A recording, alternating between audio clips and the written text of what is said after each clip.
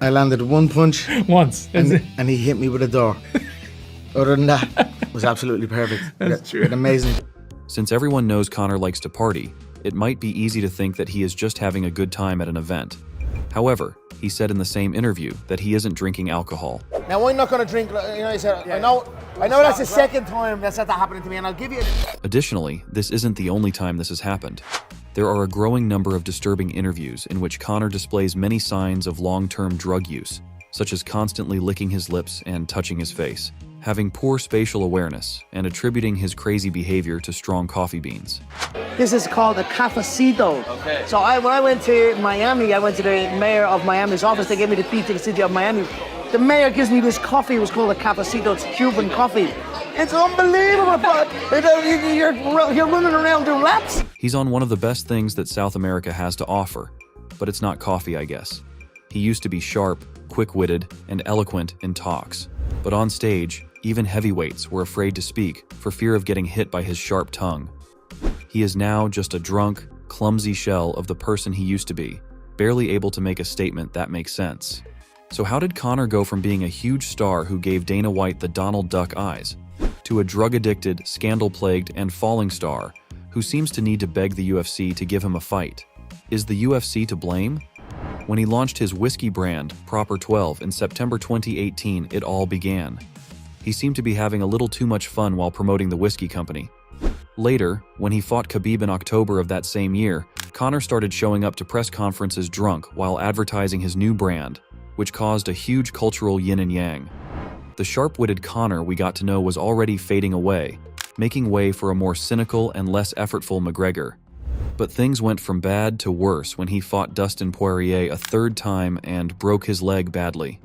He got out of the USADA drug testing pool to rest and heal.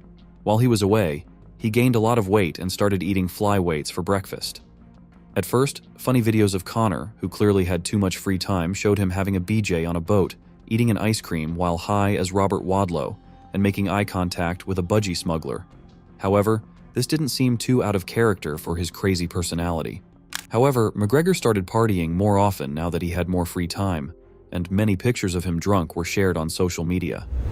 People began to notice that Conor's behavior was changing, and they also noticed that he was constantly changing how he looked. Most people thought that he was either constantly drunk, since drinking alcohol can make the face swell, or that his face had changed because of the steroids he was taking to help his leg heal, which would explain the strange increase in size. Other steroid users, like Zac Efron, have had similar problems with their bones getting stronger. His voice went from being smooth and melodic with happy Irish tones and a thoughtful cadence to being strained and hoarse. If you're a moderately famous person talking about Conor McGregor in chat bubbles, the worst thing that could happen to you is getting this orb of dread in your direct messages. When the one interview comes out where he seems clean, it's very clear, and a lot of people comment that he is in fact sober for once. But along with claims that Conor drinks and does drugs, there have been rumors about him cheating on his wife. People like Jake Paul have used the tabloid subtitle against Conor by putting out videos and news stories showing him acting inappropriately toward other women.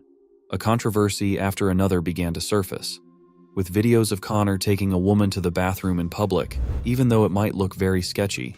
Either he picked her out for a little sherbet in the bathroom, which is what you do, or he threw her in and choked her behind while she was naked. Maybe both.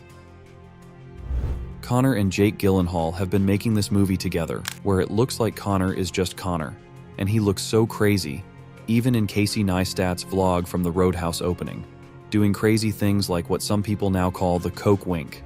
Even though Conor was given something to do for a while, other cast members caught a glimpse of how crazy he is on the session. The man can drink whiskey, and I learned my lesson in Texas. I cannot keep up with Conor McGregor, and I should not try. After the filming of Roadhouse was over, Conor fought Michael Chandler as a coach on The Ultimate Fighter. In that show, the two trainers fight at the end of the season. However, they never fought because of his behavior during and after filming of The Ultimate Fighter, which made people worry that he was ready to fight Chandler or anyone else at any point. It's been more than 3 years since Conor last fought, even though he keeps showing up in the media confirming fights and dates that the UFC has never confirmed. This has led to the theory that the UFC is icing Conor, which means they're not letting him fight out the rest of his contract fights before he signs a longer deal with them. which would mean he couldn't fight for other organizations or box without the UFC. It's not likely that the UFC would let their best boxer betray them and work for other companies, like Francis Ngannou did, but worse. The UFC is known for devaluing their stars as they're leaving, so that they're less valuable if they join other promotions. Conor confirmed in his most recent interview that he only has 2 fights left on his contract and made it sound like he wants to box Manny Pacquiao in Saudi Arabia, so this theory might have some truth to it. To the point of being mean, Nate Diaz is standing up for Conor.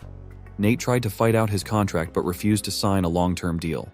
This made the UFC very unhappy, which is why they wanted to throw him to the wolves and use him as cannon fodder for Khamzat Chimaev. This would make it harder for him to sign with other companies in the future, since his last fight made him look like a bag of bollocks. The UFC might want Conor to sign away his life, and Chandler has been sitting out for 2 years, like an ex-girlfriend who won't let you go until he gives in. An important trait that lots of combat sports share. This is clear in the way Alexander Volkanovski can't sit still in the time between fight camps. He has to be fighting or setting up a fight all the time. Conor is in a similar situation. He doesn't have anything specific to aim for right now, but he can't get enough of the adrenaline, the praise, and the noise of the crowd as he sits on top of the cage. His friends are suing him for a quick settlement, so it's not a wonder that he's flirting with the devil's dandruff. He has no goals and is surrounded by meaningless material things. It makes sense for him to reach for the easy adrenaline he keeps in his vest. In the end, Occam's razor would tell us that Conor isn't fighting because he's hooked to drugs and can't fight for a while. A global power like the UFC wouldn't pass up on a chance to make a lot of money with their biggest star.